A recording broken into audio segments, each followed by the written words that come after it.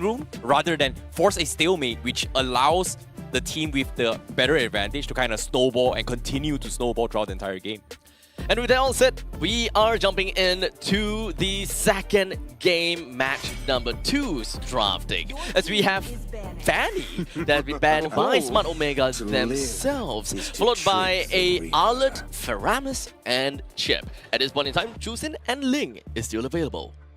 If they're banning out Fanny, there's a very good chance that they want the first pick Ling for themselves, unless they get rid of it right now, in which case they want to go for like Roger or Harith instead. Monscoff is still available too if they want. Yeah. Oh, It's gone. It's over. So more of a Harith Roger situation, unless they want Jusin. Yeah. Oh, Jusin too. Yeah. Okay. Because we haven't seen anyone pick it yet. Yeah, because I wanted to touch on the topic since ICBaby has been talking about Jusin, right? Just how big of a difference would that first pick core Jusin would actually be? Like, what kind of fundamentals would that bring to the core structure of the team? I don't think Jusin is that great to a point that it's worth first pick material. It's annoying as a utility mage, but it feels more like a roam support thing. But again, it's in a situation where it's not super tanky, but it's not super high damage value as well. It's more like, if you get caught in it, it's just super annoying in terms of CC control. So if you pair it up with heroes like Ruby, you pair it up with heroes with a lot of stunts to set up for Jusin, Jusin is really, really destructive. So in this case, Smart Omega, they are going to prioritize that. So I'm looking forward to see if they set it out with heroes with a lot of chain stuns or mini stuns. What about you, Sadafa? What's your idea about that? Creating, choosing first pick, what core fundamentals does it bring into the team? Jusin is a hero that brings a lot of utility to the table. She doesn't do a lot of damage. That's why initially when she was released, actually, I talked with some of my viewers and we all agreed that it didn't really feel like Jusin was very good as a mid lane. We were actually thinking more of playing her as roam. Sometimes EXP, but more roam, right? Right.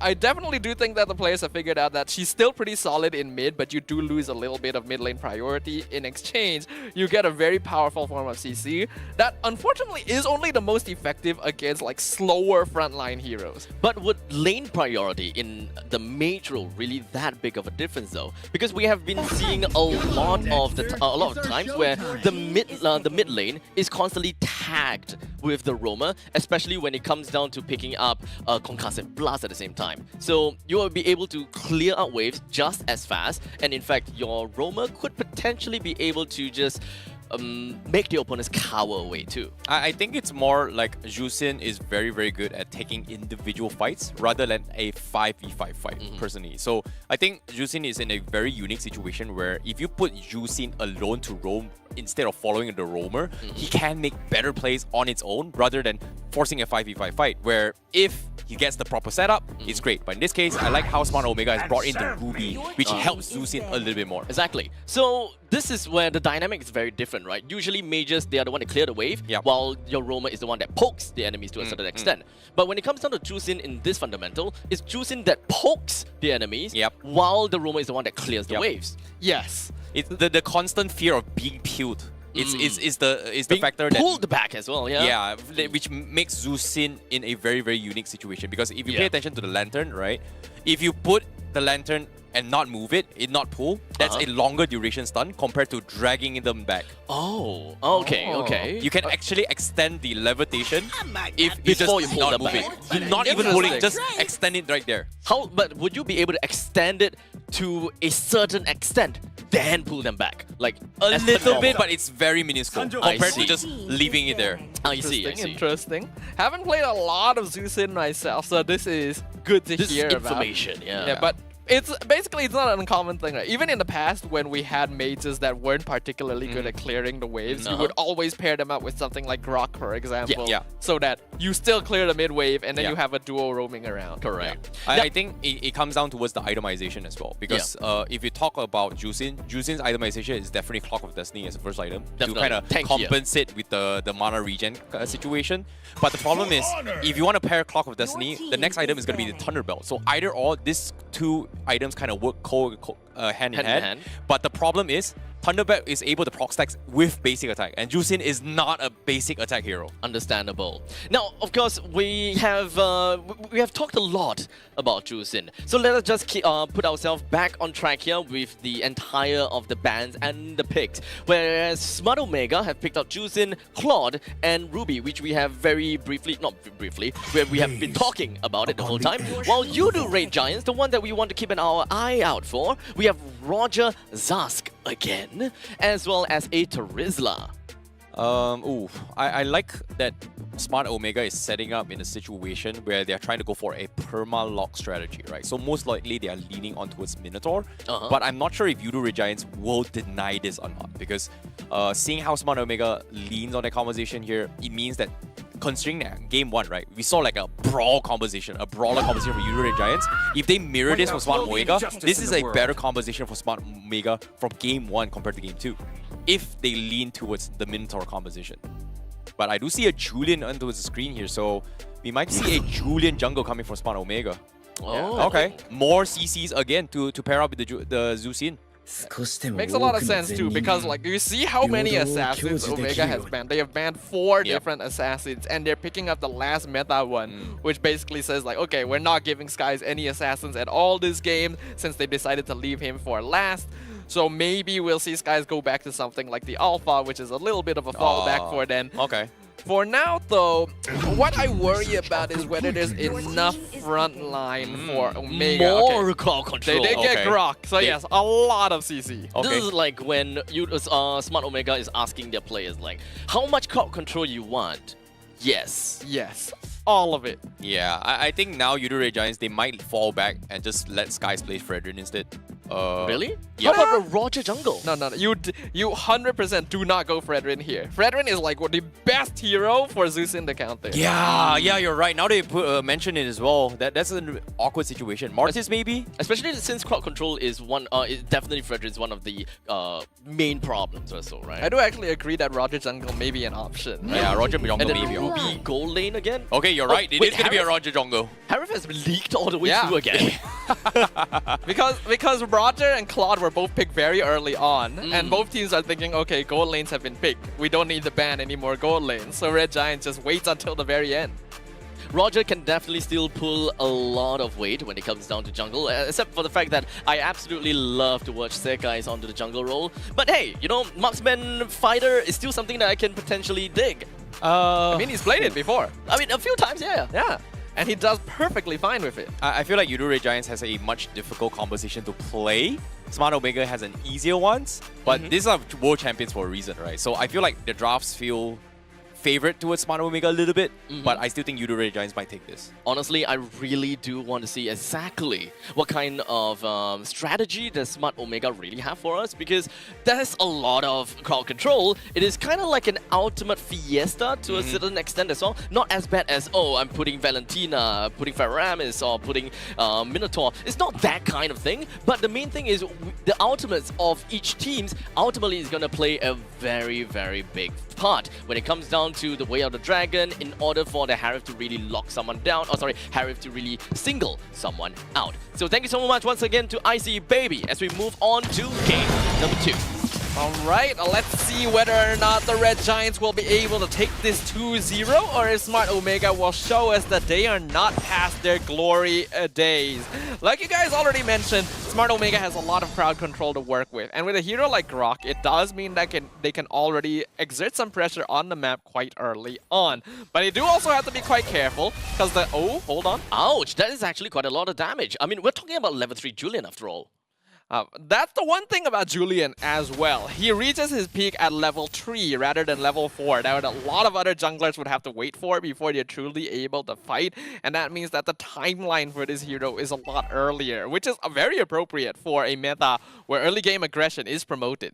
So, at least for the side of Yudu Red Giants, they absolutely prioritize this Harif as much as possible. Since they know about the Julian at level 3 spike, they will want to keep the Cho somewhere around the corner. While middle lane, they're gonna have to leave Zask to his own devices. I mean, he does have Nightmarish spawn, so it may not be as bad as you expected.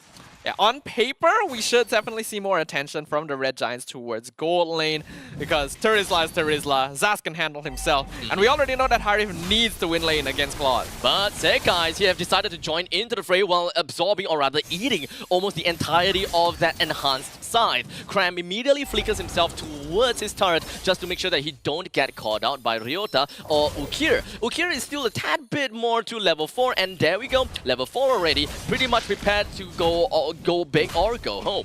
We do see the worry about the threat of the Lantern though. The fact that Kram just immediately flickered out to make sure he wouldn't get thrown into the rest of Omega shows how scary it can be. Chaknu and Yums, both of which are not at level 4 just yet. And now Chaknu is already at level 4. Yums is still not there yet. Julian manages to take down the turtle while Stormy draws first blood onto this Julian. Was it worth it?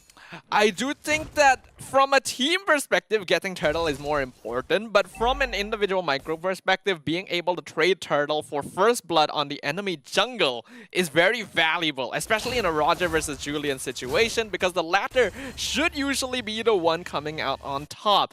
You could see that Omega were focused very heavily on stopping Sky, so they weren't really protecting their jungler. Oh, we do have the Blazing Duet from Jom. Did manage to bring Yums all the way down to a sliver. Chaknu, is he going to go for something more cheeky here? Technically, he could go for a flicker out, but that would have been a waste. Yeah, it's not a position just yet, because Jom just used Blazing Duet, and we know that early game, without that, Claude really doesn't do much damage at all, so it wouldn't be a very effective usage of resources. And because of that, Ryudu Red Giants will feel safe enough to continue roaming around the map for now. Cram walking right over to the middle lane. He's taking quite a lot of damage. What a Zaman for just gonna be popped as well. Yums have managed to successfully bring the Jusin down almost immediately before Jusin even managed to pop anything when it comes down to the Crimson Beacon. A really nice two-pronged attack. Ukir was so distracted by trying to pick up the Terizla that he failed to notice Yums coming from the opposite side and kicking him into the Red Giants, thereby preventing a fight from starting on Smart Omega's terms. It kind of seems as though Yudu Red Giants would want to come in from many of various different angles in order for them to really get something. Since there's a lot of things that Smart Omega really have to take really have to keep in mind of. Yums, nice flicker along with the Jacundo in order to be able to pick up onto Endoryu. But Yudu Red Giants doesn't seem like they're stopping anytime soon just yet. They're still posturing themselves until they realize, okay, let's take a chill pill.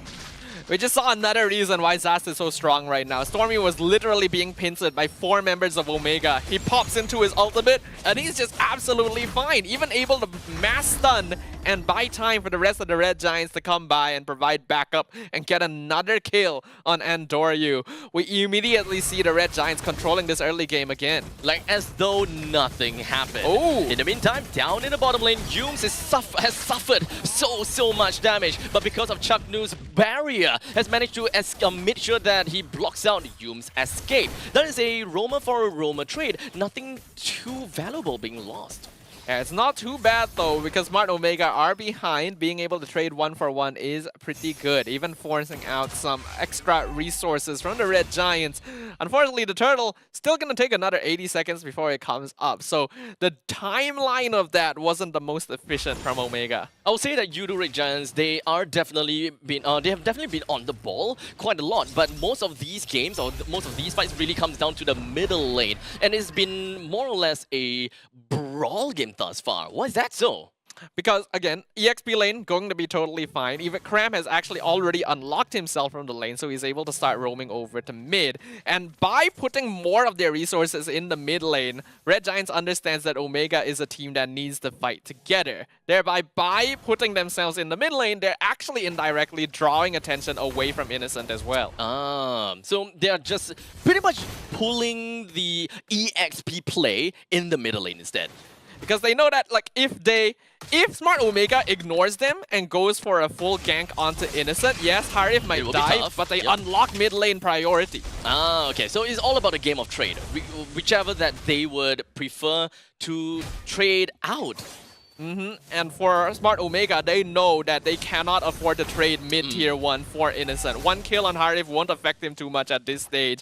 But the middle losing lane, free access and safe access to their jungle is hugely detrimental, especially against Yudu Red Giants. So Smart Omega understood that they gotta have to make sure that their tier 1 stays alive as much as possible. So fights in here is unfortunately something that they will have no choice but to admit themselves into. Jom did unleash himself into a blazing duet all the way at the backlines, but he's still gonna be safe and sound. Sekai's HP all the way down to the sliver. He still wants to be around, but unfortunately Andoryu will take the turtle down first. But the main thing is how much headcount is left on the side of Smart Omega. Ryota and Andoryu is the two members that's been taken down, allowing Yudo Red Giants to actually extend the fight a little bit longer, allowing Stormy to actually snipe Jom right out. He's gonna get another one too. And another one, you're right. Chuck Nu is next on the chopping block, and Yudo Red Giants didn't seem like they won it massively, but because of that snowball effect from Chuck Nu and Endoryu's death, they got 2 turrets and 2 more kills. Because Skies has been getting a lot of attention from the world recently as the Sky Prince. A lot of people forget why Stormy is the only other player on this team with a moniker. He is the mage prodigy because he can play any hero and he wants to be aggro. He made a name for himself because even when they were good ults to steal on the Valentina, he would go for Decimate every single time. So when he has access to a hero like Zask, where he can just jump in, do damage without any risk to himself, you can bet he is going to do exactly that. It is currently 8 minutes into the game, and Yudo Red Giants is once again doing what they have been doing like in the previous game. 1 kill every minute. And every single one of these kills are always of high value target, or they are able to translate that 1 kill into something more. With a total about 5,000 gold lead from the side of Yudo Red Giants, with a total of 3 turrets taken down, all of which are the T1s of Smart Omega, making things even tougher for Smart Omega to even congregate together and try to settle up for a team fight. You can already see the vast difference of how Smart Omega played when they had the T1 versus when they don't have the T1, such as now. And that's why this is the situation Omega wanted to avoid, right? Why they didn't want to trade the tower to go for a free kill onto Innocent down in the bottom lane. They know they need more space, more control over the map to make sure that Jom is still able to scale on this Claude. And while I do think that it's still possible for him to do so, there's been a lot more restrictions put on it. And surprisingly, Smart Omega, they are the one that is going to be executing onto the Lord. Is this really going to go to Endoryus just so easily? Completely unchallenged, or maybe not, as Yudo Red Giants is just coming in from a 2-prong attack. All the way down from the middle lane, they cut in onto Ryota, as well as Endoryu, bringing him down almost immediately, while Innocent pops off with the Zaman Force in order to be able to catch up onto Chuck Nu. With the Zaman Force intact, he can also be able to bring down the T2 in the middle. I do like how cheeky that was from Smart Omega. Like, they just tried to rush down the Lord before Red Giants noticed, but well, that's not gonna work. As you can see, Yudo Red Giants now came in, knocking on the front doors in the middle lane. The Lord comes in to defend Smart Omega and fight for their cause. But unfortunately, the middle lane inhibitor turrets has already been taken down, and Yudo Red Giants have got a very short order, which is to just bring down this baby Lord. I don't really think it's worth risking that trade for the first Lord of the game. It's really not going to get you very much. Ideally, Smart Omega are going to be able to do some damage to the tier 2 with it. That's about the maximum that they can hope for. Well, when it comes down to looking at the curve of each game, whenever you are picking up the level...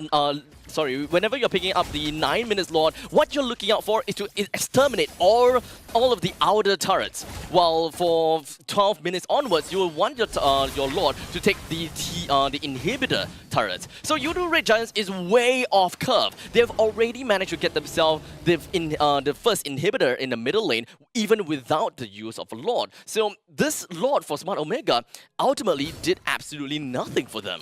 And you can see that while they were defending the Lord as well, Skies is just on the opposite side of the map, pushing the lane, stealing orange buff as well.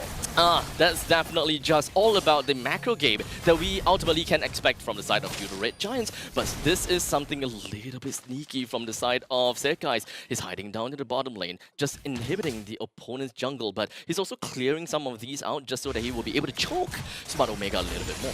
Yeah, he's just mass farming, basically.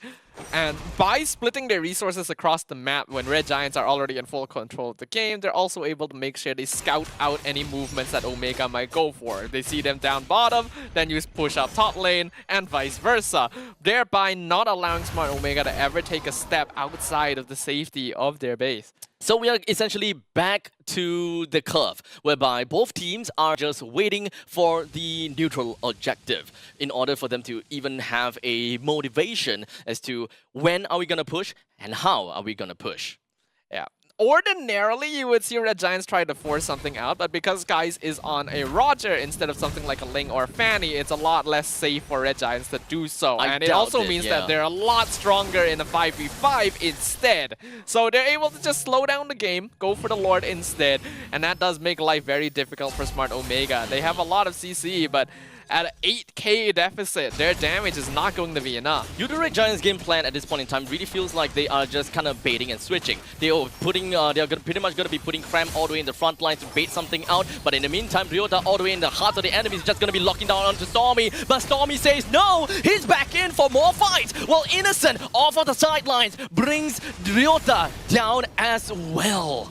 Smart Omega failed to check their jungle. They went in, they checked the brushes to make sure nothing was there, and then they forget the one on the left, which Yoons was hiding in the entire time. The moment the fight starts, he just goes straight for Andor Yu, and with no Julian, it's a free Lord for the Red Giants. And with this Lord, the inhibitor should go down quite easily. It's the question of whether or not Omega even survives this. And now Innocent with the Zaman Force right on top of the inhibitor turret at the top lane. They have managed to successfully bring that one down, as well as The fight is definitely going to go towards the side of Red Giants as the Lord fights for their cause, pillages everything that Smart Omega owns and loves. As Ukir, he's going to be hiding behind. He would really wish the Lantern will be able to do a lot, but no, wasn't able to do much at all as their core gets destructed.